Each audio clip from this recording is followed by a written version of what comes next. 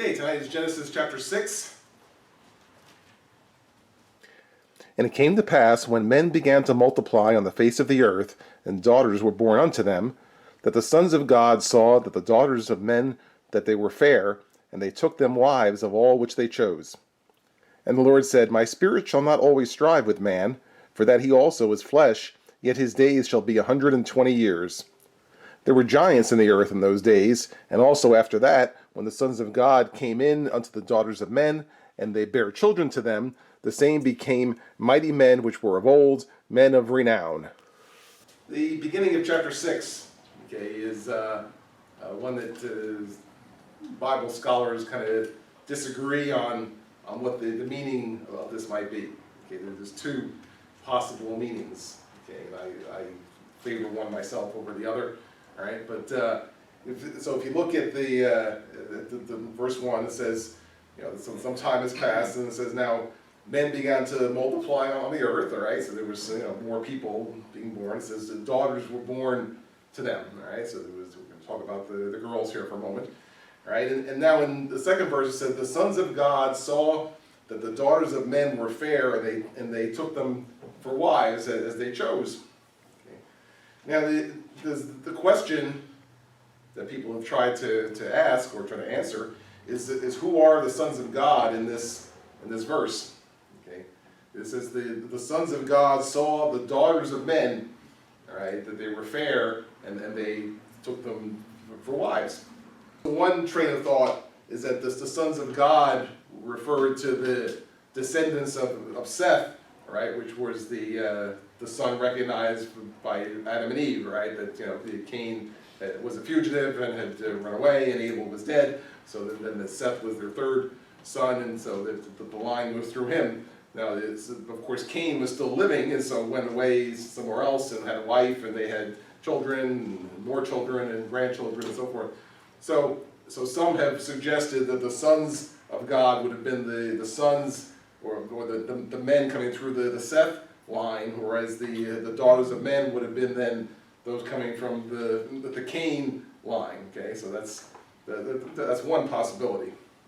Now the other line of thinking is that the sons of God represent beings that were fallen angels.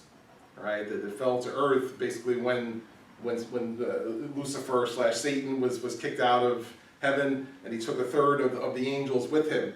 Right, and so some feel that those angels fell to earth and somehow had bodies that were able to mingle with the women of earth. Right, and so if you read it that way, it says that then the sons of God came down, saw the daughters of men, and they intermingled with them, okay, and made babies with them, okay. And so, if that were true, you would expect those babies to be something unusual, right? Because it's really only half a human, right? So, what supports that is if we look down to verse 4, it says there were giants in the earth in those days. All right, and so it's supposed if that's true, what I just said, the giants would have been their offspring. All right, so there were giants in the earth in those days. In other words, people that were extraordinarily large and so forth. All right, and so if you continue reading in 4, it says there were giants in the earth in those days, and after that, when the sons of God came in unto the daughters of men, that they bare children, the same became mighty men, which were of old, men of renown. All right, so that they were breeding a whole different race of people, if that's the case, all right? So they were referred to as giants who were in the land. Okay, so so that really there's no for sure answer, right? Because again, this is really what you have to work with. Some people look at it and some say one, some say the other. Okay, and maybe there's even other guesses, all right? But like I said, I'm kind of intrigued by the fallen angels story, though, right? Because like I said, you see it says there were giants in the land, and they made unusually large people. All right, and so this would have certainly looked weird to God looking at it, and probably would have then led to what came next, which we said that this has got to be wiped out and we have to start over again, right? So that's why I tend to lean towards that's my more favorite description, okay, or my more favorite explanation. Now there is another couple verses that perhaps sheds light on this, all right, which I'll call to your attention. Okay, if we go all the way to the back of the Bible, right in front of the Book of Revelation, there's a small book called the Book of Jude, right, which is just one chapter. In there, if you look at verses 6 and 7, okay, which I'll read to you, this writing is thinking back over times of different trouble in the earth and in history and so forth. All right, so in verse 6 it says, "And the angels which kept not their first estate, but left their own habitation, he hath reserved in everlasting chains under darkness unto the judgment of the great day, even as Sodom and Gomorrah and the cities about them in like manner, giving themselves over to fornication and going after strange flesh, are set forth for an example, suffering the vengeance of eternal fire." Okay, so again, depending how you read that, it's referring to angels who did weird things, right? And in fact, it even compares them to Sodom and Gomorrah. Sodom and Gomorrah was unusual sexual situations, all right? So it would sound like that was at least a possibility, right? So again, there's nothing definite here, but I mean, it does sound like there would be somehow these fallen angels were able to have some kind of a body that was able to interact with women and make unusually large offspring. Okay, so regardless of which it is, but like I say, I'm just intrigued by the whole fallen angel story, but regardless of which it is, right, if you look at verse 3 now, it says, and we're back to chapter 6 again, of course. It says, and the Lord said, "My spirit shall not always strive with man," all right, "for he also is flesh." All right, it says, "Yet his days shall be 120 years. Okay, what he's saying is that he's looking at this whole mess and saying, I'm not gonna put up with this, all right? I'm another 120 years, and I'm gonna wipe them out. Something odd was happening, all right? Again, whether it was just what I just described, or just the mixture of different races and causing unusual combinations, God saw it was a sinful condition and something that needed to be wiped out and started over again. All right, so they have 120 years to straighten out, and but if not, I'm going to do something that he says. That's what he says. He says that his days shall be 120 years. So he has 120 years left, right, before I do something. Okay, and the something he's going to do is what we're going to read about next. And God saw that the wickedness of man was great in the earth, and that every imagination of the thoughts of his heart was only evil continually. And it repented the Lord that he had made man on the earth, and it grieved him at his heart. And the Lord said, "I will destroy man whom I have created from the face of the earth, both man and beast and the creeping thing, and the fowls of the air, for it repenteth me that I have made them." Whatever was going on in verses 1 to 4, all right, it qualifies as wickedness in the sight of God. Right, because now in 5 says, "God saw that the wickedness of man was great in the earth," all right, and that every imagination of the thoughts of his heart was only evil, right? That's all he wanted to do was evil. So it says that he repented that he made man. In other words, I'm sorry I ever even did this experiment, all right? Because now they look, they were doing all evil, and that again, when they're intermixing with angels or whatever they're doing, they only want to do evil. And so I'm actually sorry that I even did this. Right? That's what he says. It repented. The Lord that he made of man on the earth, it grieved him at his heart, right? And it says, I'm going to destroy what I created, and because I'm sorry that I even made it, right? So that's the God's frame of mind at this particular point in the story. But Noah found grace in the eyes of the Lord. These are the generations of Noah. Noah was a just man and perfect in his generations, and Noah walked with God. And Noah begat 3 sons, Shem, Ham, and Japheth. Right? So even as God is looking at the evil all around on the earth, it says that Noah found grace in the eyes of the Lord, right? So everybody who was doing evil, okay, there's one guy who was doing right?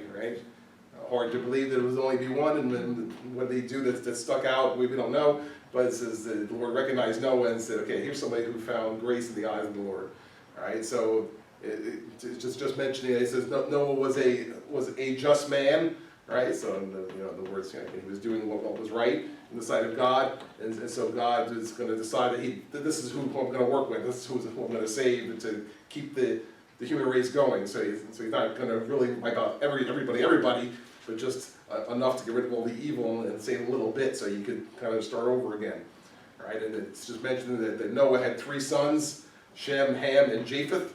right? And so you'll see that, they'll get to be included in who's saved, right? So, not that they were necessarily anything extraordinary or special. They just get to get saved because their father was being saved, right? So they got a free pass on this one, right? Because it just mentions Noah being the just man, but he's going to have 3 sons, and where he has 3 sons, and so they're going to get saved also.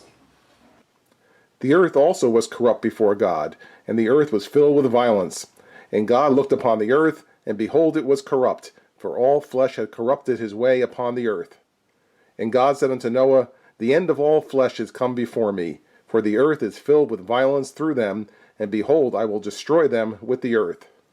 Again, what it means by it says the earth also was corrupt before God, it's hard to even say what that would mean, right? But it's saying that by the evil of man, he somehow corrupted the whole earth. And when God looks at the earth, he's like, oh, he really messed everything up here. Again, whether they were abusing nature or whatever they were doing, if they were polluting, I don't know, whatever it was that they were doing, they were ruining the whole earth. Okay, so that's why he says, I'm gonna wipe it all clean, right? And so that's the way I can start over again.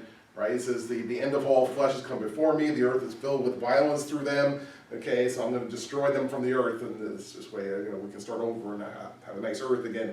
This all went from just a few chapters ago where, God looked at what was created and said it was very good, right, and so now it's not so good anymore, so he's basically wants to start over, right, and get rid of who's messed up the earth and start over again.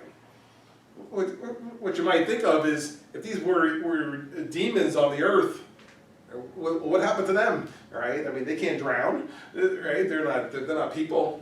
So where did they go, right? And how did God handle these evil spirits that were somehow interacting with people? And so that would be a reasonable question, right? Because otherwise, it's not really accomplishing anything if you kill the people and then you start over again, and the same evil demons are around, you'll probably have the same thing happening all over again. Right? Well, the answer is that God put them in a spirit prison. All right, and now you might think I'm making this up as I go along, but I'm not. You see, because there's actually something in the Bible that points to that they were put in some kind of a prison, whatever that is. Right? However, demons can be imprisoned.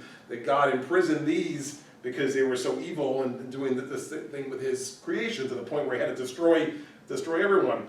Right? Years later, when Jesus came, right, that Jesus came, and after he was crucified and before he resurrected, he went and visited these evil spirits at the prison they were in, right? And again, when I say it's a prison, obviously it's not a jail sitting out in a town somewhere, right? It's somewhere in spirit land, all right? That Jesus went and spoke to them, like almost taunting them and say, yeah, the plan has come about now. I've been crucified. I'm going to resurrect, and so forth, right? And then that's made reference in 1 Peter chapter 3. Right, and so I'm just going to read you a couple of verses there. Starting in verse 18, it says, For Christ also has once suffered for sins, the just for the unjust, that he might bring us to God, being put to death in the flesh, but quickened by the Spirit, by which also he went and preached unto the spirits in prison, which sometime, or at one time, were disobedient, when once the long suffering of God waited in the days of Noah, while the ark was preparing, wherein few, that is 8 souls, were saved by water. All right, so it's not just a random thing I pick out where I say, it's spirits in prison. It says spirits in prison who were disobedient at the time of Noah. All right, so it also indicates that is what we're talking about, right? Because otherwise, what are the spirits we're talking about that were disobedient at the time of Noah? That corresponds to this part of the scripture, right? And that's where they went. They went to some prison, however it is that spirits can be imprisoned. That God put these evil spirits in prison, and that Jesus actually went and spoke to them after his crucifixion, and that's recorded in the Bible. That's how we know who they are and where they went. Make thee an ark of gopher wood. Rooms shalt thou make in the ark, and shalt pitch it within and without with pitch. And this is the fashion which thou shalt make it of. The length of the ark shall be 300 cubits, the breadth of it 50 cubits, and the height of it 30 cubits. A window shalt thou make to the ark, and in a cubit shalt thou finish it above, and the door of the ark shalt thou set in the side thereof with lower, second, and third stories shalt thou make it. So we'll make the ark something like this. How big did it say it was? 300 cubits long. Okay, now what's a cubit? A cubit is about 1.5 feet. Okay, so it said it's 300 cubits long. Okay, and a cubit is 1.5 feet. So therefore, it's 450 feet long, right? Which is pretty long, right? If you think about it, right? And in fact, a football field would be 300 feet long. So this is 1.5 football fields long, if you want to look at it that way, right? So that's how long it is, right? And then how 50 would be how 50 would be how deep it is, right? Which is 75 feet, 75 feet in. Okay, so that's how wide it is. So it's 75 feet by 450 feet. So it's really long, right? And then 75 feet wide. And then we said it was 30 tall, so it would be 45 feet tall. 45 feet would be, if you're looking at a normal building, you usually figure about 10 feet per story. So that's like 4.5 stories tall, all right? So it's okay, it's up there, all right? Now it also says though that in this case that it actually uses the word stories. In fact, all right, it says that it's going to be 3 stories tall in terms of how big it's going to make it, right? So it's going to be a little taller than what buildings are made today. That was going to be 15 feet per story, all right? So there would be on the inside, would be like that, right? You'd have a lower level, a middle level, and an upper level, all right?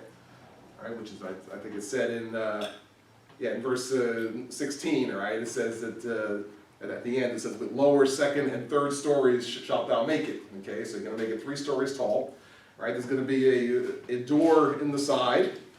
All right, so there'll be a door right about there. Okay.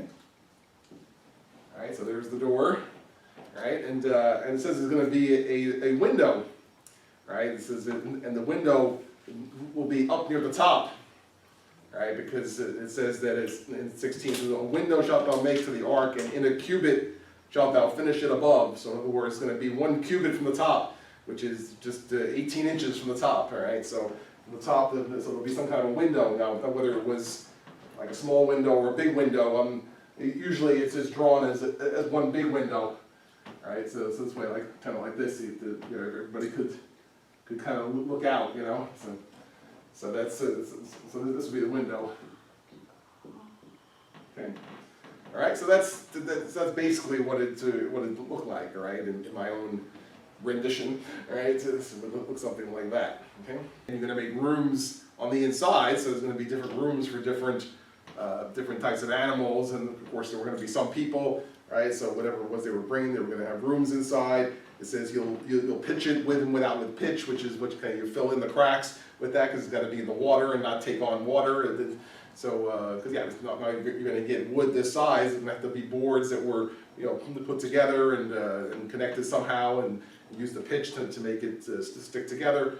Right. So this was the general instructions that God gave for the making of the ark. Right. So you can see He's making one that's going to work for what it is that needs to be done. Because it needs to float on the water for a long time and withstand the storm and the flood that's going to come. And behold, I, even I, do bring a flood of waters upon the earth, to destroy all flesh, wherein is the breath of life from under heaven, and everything that is in the earth shall die. But with thee will I establish my covenant, and thou shalt come into the ark, thou and thy sons, and thy wife, and thy sons' wives with thee. In 14 to 16, it says God described the ark to Noah, right, and told him how to build it with the dimensions and so forth, as we drew back here, all right. But up until this moment, he hasn't said why he needed to build an ark, all right. So I mean, maybe you would guess. I mean, it's some kind of a boat, so it's clearly had to go in water somewhere, right? But now in 17 and 18, he's telling him why, right? Because 17 it says, "Behold, I'm going to bring a flood of waters on the earth to destroy all flesh." All right, and so wherein is the breath of life under heaven? Everything that's in the earth is going to die. All right, so that's why I'm telling you to build the ark. All right, but in 18 it says, with thee I'm going to establish a covenant or a promise to basically to save you and your family, and so that therefore you'll be able to continue the human race.